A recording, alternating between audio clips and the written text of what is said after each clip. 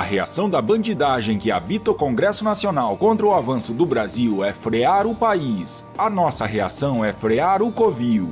É para conter essa banda podre da classe política e do judiciário aparelhado que a população sai de casa em pleno domingo de descanso para exigir que os políticos simplesmente trabalhem e cumpram seu dever de aprovar as reformas necessárias para que, enfim, o Brasil possa ser um país mais justo, próspero e seguro. O Brasil tem tudo para dar certo, mas tem muita gente lutando para que isso não aconteça. A extrema imprensa agride o governo dioturnamente na esperança de que Bolsonaro fracasse e eles recuperem a mamata. O Congresso Nacional, em total desespero com o fim do toma lá da cá, utiliza a chantagem e a safadeza como ferramenta de trabalho. O judiciário está mais preocupado com a qualidade do vinho que acompanha a lagosta do que mandar prender ou manter bandido na cadeia. Vejam o grau de irresponsabilidade do novo presidente do Senado, que reuniu-se com outros senadores para articular um ataque ao presidente. Qual crime ele cometeu? Responsabilidade fiscal? Bolsonaro só vem cumprindo sua promessa de campanha e resolveu definitivamente acabar com a política do toma lá da cá. Para o Congresso, esse é o crime.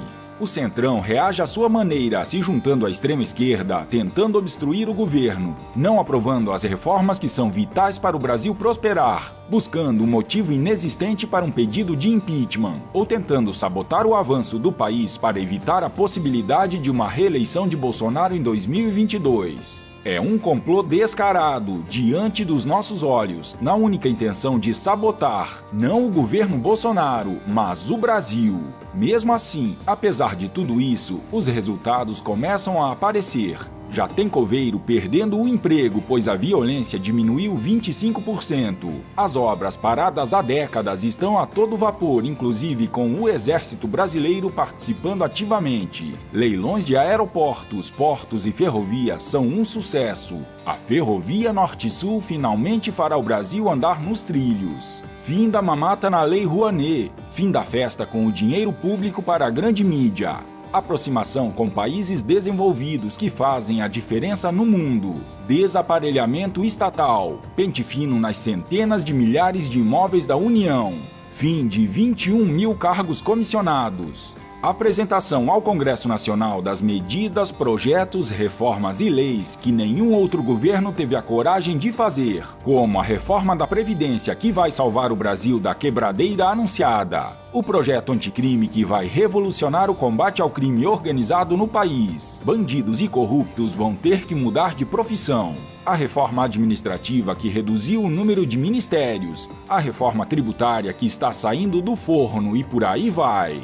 Diante de todas as dificuldades impostas ao governo, justamente por quem deveria estar trabalhando em prol do bem do Brasil, o governo federal fechou o mês de abril com um saldo extremamente positivo com relação à questão do desemprego, herança maldita das gestões petistas. Quase 130 mil novas vagas. É simplesmente o melhor resultado dos últimos 6 anos. Porém, o mais significativo é que após o início do governo Bolsonaro, a reação prossegue firme. No período de janeiro até abril, já foram gerados quase 500 mil postos de trabalho. E o que a oposição fala a respeito disso? Nada, nem um pio. O presidente comentou em seu Twitter: segundo dados do CAGED, nossa economia gerou saldo de quase 130 mil novos empregos em abril, considerando admissões e demissões. É o melhor resultado dos últimos 6 anos para o mês. Ainda estamos longe do ideal, mas no caminho certo.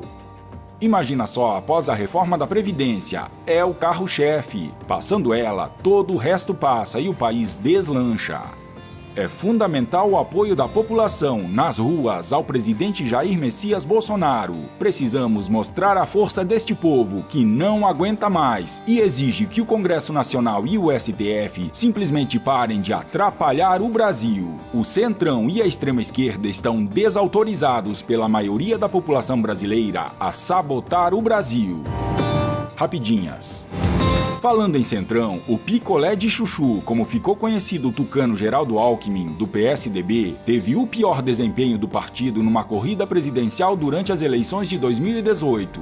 A campanha do PSDBista se resumiu a gastar o seu gigantesco tempo de propaganda no rádio e na televisão para atacar de forma absolutamente desonesta o então candidato Jair Bolsonaro. Ainda sem entender o real motivo do massacre que sofreu nas urnas, ele atribui o desempenho pífio à facada perpetrada pelo ex-PSOL Adélio Bispo em Jair Bolsonaro, líder da corrida desde o início. Eu estava subindo e ele caindo. Só no dia da facada, ele teve 22 minutos de Jornal Nacional. A tucalhada deveria parar de falar besteiras e se preocupar mais com a delação do presidiário Paulo Preto, ex-operador financeiro do PSDB, condenado a 145 anos de prisão, que pode meter a cúpula do partido na cadeia. O presidente Jair Bolsonaro foi bastante enfático ao comentar as mudanças de paradigma que seu governo tem proposto e tentado aplicar no país. Quando mexe, bota gente poderosa contra. Não sou o dono da verdade, mas procurarei mudar o Brasil. Então o tiro vem. Poderia estar reeleito deputado federal, poderia estar no Senado ou aposentado, mas estou feliz. Tive a oportunidade de escolher os meus ministros.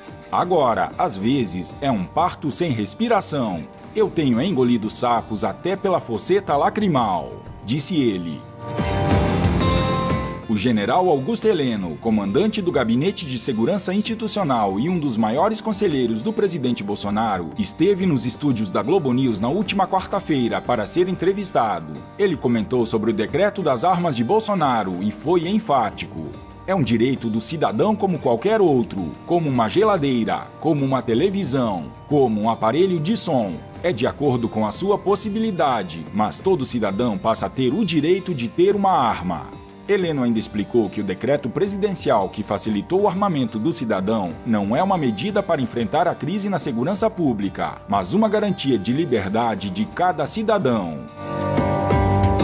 Está cada vez mais fácil identificar os traíras de Brasília. O voto nominal que tirou o COAF de Moro expôs a bancada pró-crime na Câmara dos Deputados. Augusto Nunes comentou: a votação da MP 870 informa que o PSDB está dividido entre gente sem culpa no cartório e casos de polícia. Os primeiros votaram pela permanência da COAF no Ministério da Justiça. O resto, incluindo Aécio Neves, juntou-se aos bandidos de outros partidos para tentar enfraquecer Sérgio Moro. O jornalista J.R. Guzzo fala um pouco sobre esse submundo da vigarice. Se existe uma coisa fácil de identificar no meio deste Brasil tão confuso de hoje, é o sujeito que gosta de ladrão. Está se falando aqui de gente que manda ou influi em alguma coisa na vida pública, uma autoridade, como se diz. A descoberta da turma que dá expediente no pró-crime não exige prática nem habilidade. Basta olhar para qualquer dos três poderes da República e prestar atenção no seguinte: se a autoridade A, B ou C toma a decisão de mudar daqui para ali a apreciação de qualquer ato de ladruagem ou julgamento da conduta de qualquer político, o cidadão já pode ir tirando o cavalo da chuva. A bandidagem de primeira classe conseguiu, mais uma vez, bater lindamente sua carteira, ou pelo menos está tentando fazer o possível para isso. Quase sempre leva, quando tenta.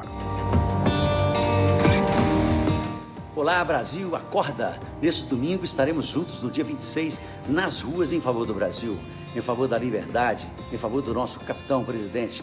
Aliás, nós o elegemos para isso, para que ele pudesse dar um rumo novo a esse país, virasse um primeiro mundo, que é que todos nós sonhamos, não é? Mas infelizmente tem vários corruptos travando a vida do nosso presidente. Nós precisamos estar nas ruas em favor dele, em favor do país. Eu espero contar com a presença de todos vocês lá.